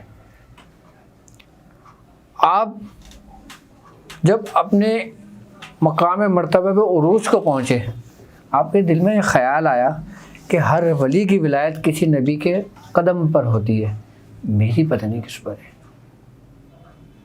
کیا ہاں نہیں پتا آپ کو؟ جبکہ نجم الدین کبرا قلندر کا ایسا مقام کہ جس کو صرف توجہ سے دیکھ لیں تو وہ ولایت کے اعلیٰ مقام کو پہنچ جائے. آپ کے بارے میں یہ تھا کہ جب آپ اپنے حجرے میں ہوتے تھے نا رات بھر, جب آپ فجر کے وقت باہر نکلتے تھے, جس کے اوپر آپ کی نظر پہلی پڑ جاتی تھی نا وہ صاحب قطب ہو جاتا تھا. کہتے ہیں کہ ایک دفعہ آپ اپنے حجرے سے نکلے, کوئی بھی نہیں تھا, کتا تھا, اس پہ نظر پڑ گئی. وہ پورے بغداد کے کتے جو نا اس کتے کو بیچ میں رکھ کے دائرہ لے کے گھومتے تھے. یہ واقعہ ہے یہ حضرت نجم الدین قلندر کا. آپ کے دل میں وہ آیا خیال کہ میری ولایت پتہ نہیں کس نبی کے قدم پر. آپ کا ایک مرید آیا کہنے کا حضور ایک بزرگ ہیں, اگر آپ مجھے حکم دیں تو میں ان کی زیارت کے لیے چلا جاؤں. آپ نے کہا ہاں. حضرت شیخ بھان پوری شاید نام تھا ان بزرگ کا. آپ نے کہا ہاں جاؤ جاؤ, اور ہمارا بھی سلام کہنا. مرید چلا گیا. آپ وضو کر رہے تھے, آپ کو مرید آگے پہنچا تو آپ نے اس کی طرف دیکھا, مرید کی طرف, تو انہوں نے کہا ہاں بھائی وہ یہودی کیسا ہے؟ کون یہودی؟ اس نے کہا تیرا پیر یہودی جو ہے. آپ نے وضو بنا رہے تھے, وہ پھینک کے مارا کہ وہ کیسا ہے یہودی. آپ کو بڑا غصہ آیا, اس نے برداشت کیا, وہ بھی بزرگ. آپ بڑے وہ ہوئے, آپ خیر آپ نے وہاں گزارا, ناراضگی کا اپنا اظہار کر کے آپ چلے گئے. حضرت شیخ نجم الدین کبرا قلندر پہنچے. آپ نے فرمایا کیا بات ہوئی؟ آپ نے فرمایا کہ مجھے بڑا غصہ آیا ان پہ حضور. کہہ رہے ہیں کیوں, کیا ہو گیا؟ کہہ رہے ہیں انہوں نے مجھے دیکھتے ہی بولا وہ یہودی کیسا ہے. آپ نے کہا شکر الحمدللہ کہ میری ولایت حضرت موسیٰ کے قلب پر ہے.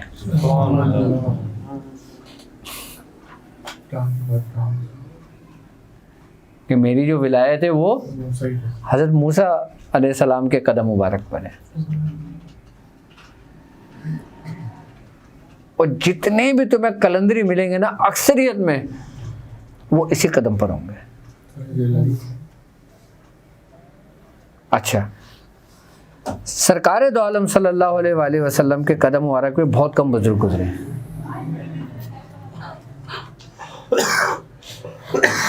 ہاں بہت کم.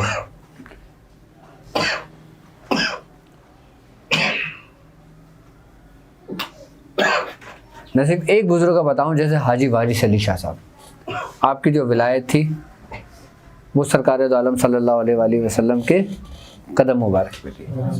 حضرت وارث پیا کی، ورنہ ان سے پہلے صرف نظام الدین اولیاء میں ولائی کی تھی. سرکار کی ذکر میں بھی ایک رمز ایسا ہے کہ بندہ ایسے بات ہو جائے. ہاں آپ وارثیوں کو کیا سمجھتے ہو؟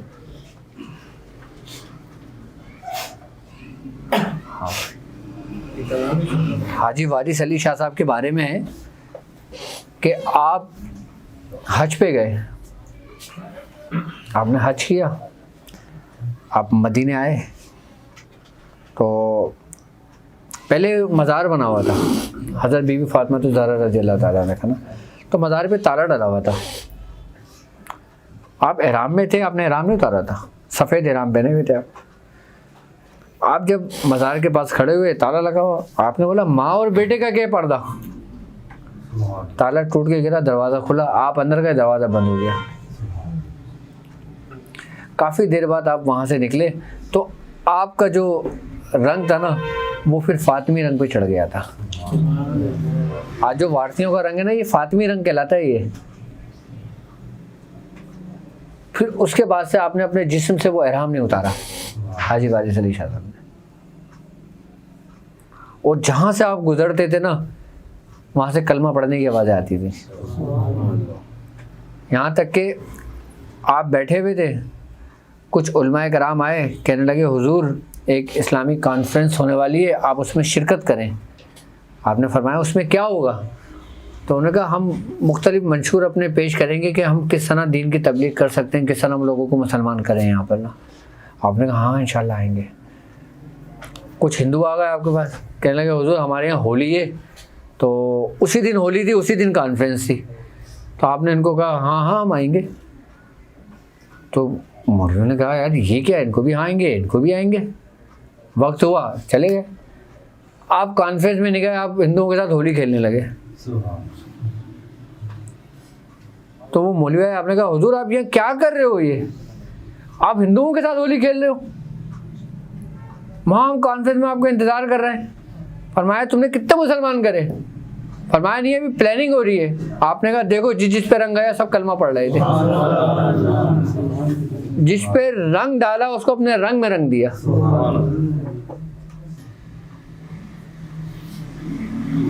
کیا مقام تھا حاجی وارث علی شاہ صاحب کا. ہمارے دادا میاں نبی رضا شاہ صاحب، آپ لکھنؤ میں تھے، آپ دیوا میں تھے. آپ جب لکھنؤ کی طرف دیکھتے تھے نا آپ کھڑے ہو جاتے تھے. حاجی وارث علی شاہ صاحب فرماتے تھے مجھے پورے لکھنؤ میں ایک ہی مرد نظر آتا ہے. بعض بزرگ فرماتے ہیں، آپ فرماتے تھے کہ پورے ہندوستان میں مجھے ایک ہی مرد نظر آتا ہے، یعنی کہ حضرت نبی رضا شاہ صاحب تھے. آپ ایک دفعہ لکھنؤ ملنے آئے تھے، حضرت نبی رضا شاہ صاحب تھے، حاجی وارث علی شاہ صاحب. آپ نے ان کو چادر پہنائی تھی نبی رضا شاہ صاحب کو، جن کی نیاز میں کرتا ہوں، جن کی تاریخ مجھے ملی ہے ہمارے خانوادے میں 24 تاریخ ہم کرتے ہیں نا نبی رضا شاہ صاحب کی. یہ وہ بزرگ ہی ہے. کہتے ہیں کہ ہندوستان کا روشن چراغ کہا جاتا ہے آپ کو. آپ کو کہا جاتا ہے جہانگیری چراغ. یہ جہانگیری کی روشنی جس نے ہندوستان میں پھیلائی ہے. آج جتنے بھی آپ کو ابو اللہ ملیں گے نا وہ تمام کے تمام حضرت نبی رضا شاہ صاحب کی مرہون منت ہیں. ہندوستان، پاکستان، بنگلہ دیش، ہر جگہ جہاں جتنے بھی ابو اللہ آپ کو ملیں گے.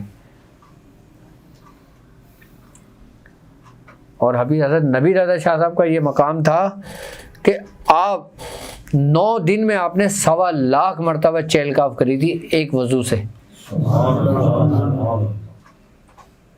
آپ کو گلے کا کینسر ہو گیا تھا.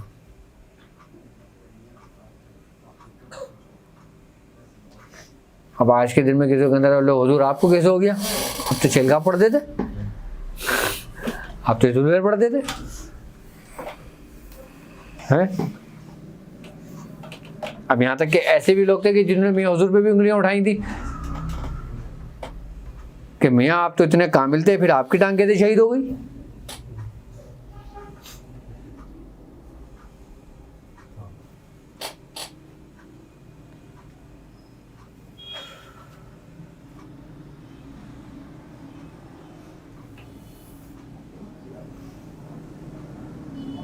تو ایسے ایسے صاحب کمال بزرگ گزرے. لیکن اپنی ذات کے لیے وہ استعمال نہیں کرتے نا. جیسے میاں نے اپنی ایک وہ لیکچر میں بتایا تھا کہ دادا میاں نے نصیحت کی تھی, جس پہ میاں آج بھی عمل پیرا ہے, کہ کبھی بھی اس کام کو اپنی ذات کے لیے استعمال نہیں کرنا. تو اپنی ذات کے لیے تو یہ ہو گیا نا کہ اپنے لیے کچھ بھی تم نے کرا تو تمہارے اندر آنا ہے تو تم نے کیا نا. جب تم کچھ بھی نہیں ہوگے نا پھر تم سب کچھ ہوگے. جب تم تھوڑا بہت بھی کچھ ہوگے نا پھر تم کچھ بھی نہیں ہوگے. اس پوائنٹ کو سمجھ لو خالی. جب تم یہ سمجھو نا کہ میں کچھ ہوں تو تم کچھ بھی نہیں ہو. جب تم یہ کہو کہ میں کچھ بھی نہیں ہوں پھر تم سب کچھ ہو.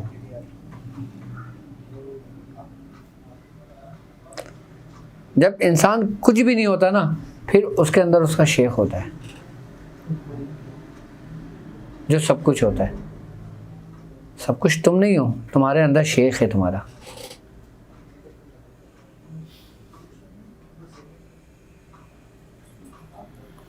اور جب شیخ تمہارے اندر ہے تو پھر سب کچھ تمہارا ہے. اب حضرت سیدنا شیخ عبد القادر جیلانی رضی اللہ تعالیٰ عنہ آپ کے بارے میں بزرگان دین فرماتے ہیں کہ جو آپ کی جو ولایت تھی نا وہ حضرت ابراہیم علیہ السلام کے قدم مبارک.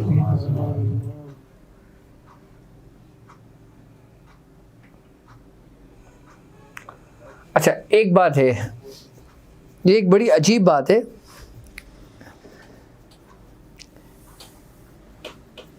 کہ 7 نبیوں کے قدم پر ہوتی ہے نا, لیکن ایک صدی میں ایک ہی قدم ہوگا, دوسرا نہیں ہو سکتا. 100 سال میں ہاں, جیسے مجدد کے بارے میں اس کے 100 سال میں ایک ولی ہوگا جس کا دم جو ہوگا. اب اس کی ترتیب اور اس کی عمر ہم کہتے ہیں 100 سال, 100 سال کا ایک وہ کہلاتا ہے, لیکن روحانیت کی دنیا میں اس کے بالکل برعکس ہے.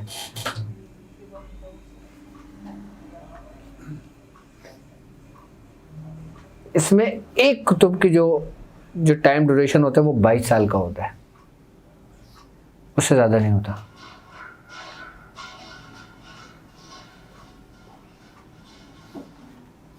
سرکار جو کتب الاقطاب ہو بابا فرید گنج کا ہر کی کیلکولیشن الگ ہے. جس طریقے سے ہوتا ہے نا کہ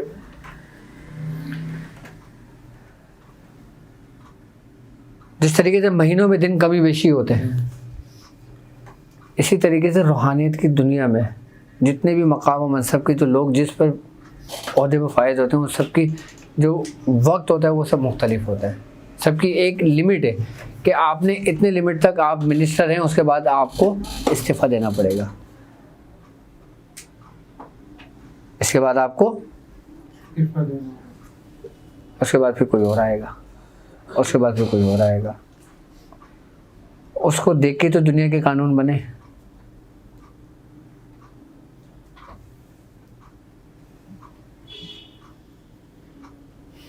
لیکن یہ اس پہ زبان نہیں کھولنی چاہیے بزرگوں کو کہ کس کا وقت کیا ہے اور کتنا ہے.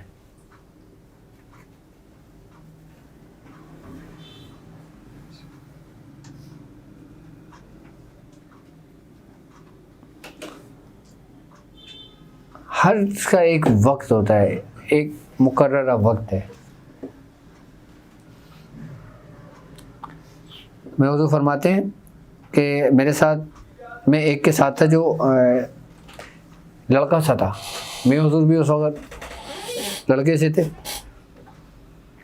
فرماتے ہیں ہماری ڈیوٹی یہ تھی کہ ہمیں ایک رجسٹر ملا ہوا تھا. کیا؟ ہاں, اس میں ہمارا کام صرف انٹری کرنا تھا ابتدا میں. اچھا, میں حضور فرماتے ہیں کہ ایک دفعہ میں جا رہا تھا حضرت عالم شاہ بخاری کے مزار پر, تو مجھے راستے میں نا ایک 5 پیسہ یا 10 پیسہ مجھے ایک آنا ملا. کہتے میں نے آنا اٹھایا, جو میرے ساتھ لڑکا تھا اس نے کہا چلو آج چائے پئیں گے یا ہم بسکٹ کھائیں گے آج ہم. تو میں نے کہا ہاں چلو ٹھیک ہے, پہلے اپنا کام نپٹا لیں پھر ہم وہ کھائیں گے. میں نے وہ ایک سکہ اٹھایا ایک آنے کا, اپنی جیب میں رکھا, ہم لوگ چلے گئے. اب جب ہم لوگ پہنچے تو ہمارا کام میں دل ہی نہیں لگ رہا, بڑا پریشان ہوئے. اب دونوں دوسرے بول رہے ہیں ماجرا کیا ہے, کسی کی بھی سمجھ میں نہیں آ رہا. میں اسے فرماتے ہیں کہ پھر ایک فقیر آیا, اس نے کہا کہ تم دنیا کو جیب میں رکھ کے جب جاؤ گے تو تمہیں کہاں ملے گا کچھ. فرمایا مطلب؟ فرمایا اپنی جیب سے سکہ نکالو. میں نے اپنی جیب سے سکہ اٹھا کے جب باہر پھینکا تب جا کے دل لگا. یعنی کہ ایک سکہ بھی رکاوٹ بنتا ہے, ایک سکہ تو آپ کی جیب میں ہے.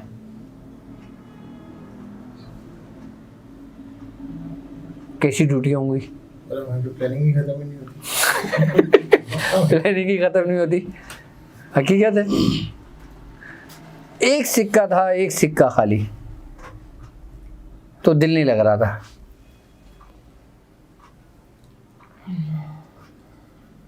اور اس وقت کام صرف کیا تھا, انٹری کرنا تھا. اب کس کی انٹری آج تک نہیں بتائی, کہاں کی انٹری آج تک نہیں بتائی.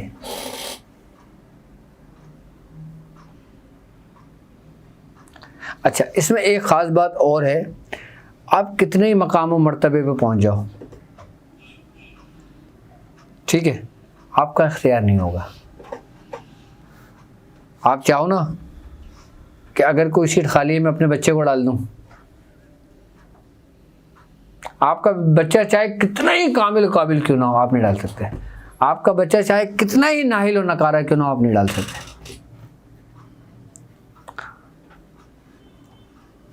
ہاں, سامنے والا اٹھا کے آپ کو کچھ بھی کہہ دے.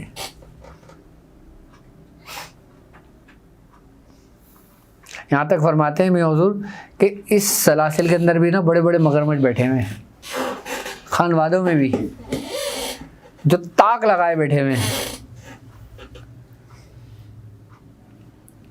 مگرمچھ کی جہاں بات آتی ہے نا وہاں پھر مثالیں دی جاتی ہیں بزرگوں کے اپنے اپنے مقام و مرتبوں کی, کہ وہ چاہتا ہے کہ میرا بچہ آئے, وہ کہ چاہتا ہے کہ میرا بچہ آئے, وہ چاہتا ہے میرا بچہ آئے. یعنی کہ کوئی قادری بولتا ہے کہ قادری ہے, وہ نقشبندی بولتا ہے نہیں اب میری باری ہے, سہروردی بولتا ہے نہیں اب میری باری ہے, شاذلی بولتا ہے میں تو سب سے پیچھے ہوں, میں کہاں جاؤں.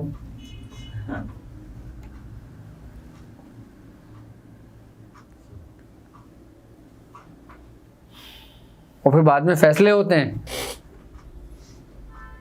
ہاں, بڑے کہتے ہیں نا بڑے عجیب منظر, عجیب بہت عجائبات ہیں اس میں. لیکن راستہ ایسا ہے کہ ایک دفعہ آپ آ جاؤ. اگر بات ہوئی نا پہلے خود کو بچاؤ. سر میں اندر کے کھلے ہوئے دروازوں کا حال بتا رہا ہوں, باہر کا دروازہ سب کے بند ہے, تو فائدہ کیا. تو بہتر یہ پہلے اپنے باہر کے دروازے کھولیں, اس کے بعد پھر خود ہی اپنے اندر دیکھیں.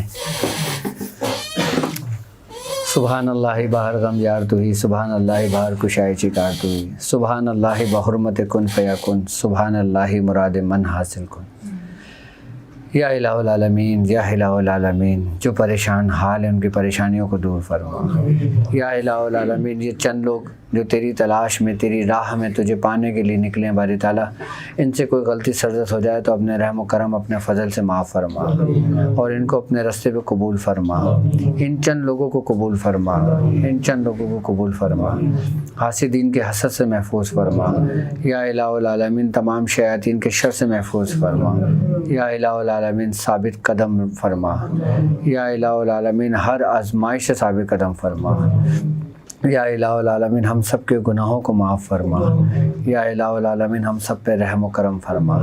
یا الہ العالمین ہمیں اپنے بزرگوں کی باتوں پر، بزرگوں کے راستے پہ یا الہ العالمین میں چلنے کی توفیق عطا فرما، ہمیں ان باتوں پہ عمل کرنے والا بنا، ہمیں بزرگوں کے رستوں پہ چلنے والا بنا، ہمیں ہمارے بزرگوں کے رستوں پہ ثابت قدم رکھنا۔ یا الہ العالمین ہمیں گمراہی سے بچا، ہمیں گمراہی سے بچا، ہمیں گمراہی سے بچا۔ سبحان ربک رب العزۃ عما یصفون والسلام علی المرسلین والحمد للہ رب العالمین۔ صلی اللہ علیہ